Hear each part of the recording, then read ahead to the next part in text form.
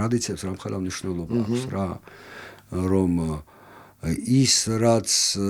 თბილისურ კონტექსტში ითვლებოდა მიუღებლად აი ქალაქური პონტი და ქუთაის აი ეს თბილისური რაღაც ეს დიმანდული ისტორია არ ქონდა იყო გიტარა ბაბთა სიმღერა იშხნელები რაღაცა და ეს ყველაფერს ცulis კი ხო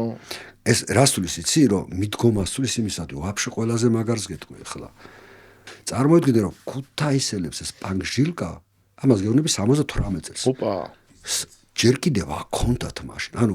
მათ ქონდათ რა იცი ეს ექსცენტრიკა ფრიკი აი შერეკილების გაგება და აი არაჩვეულებრივი გამოფენის გაგება რომელიც უნისონშია რაღაც პანკსასტაიანიასთან რა აი ძალიან უცნაური მომენტი არის რა რა თბილისში არ იყო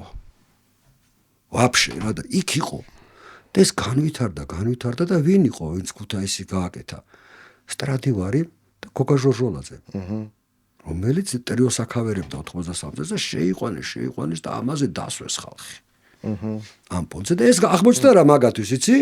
მაგათვის ეს აღმოჩნდა ადეკვატური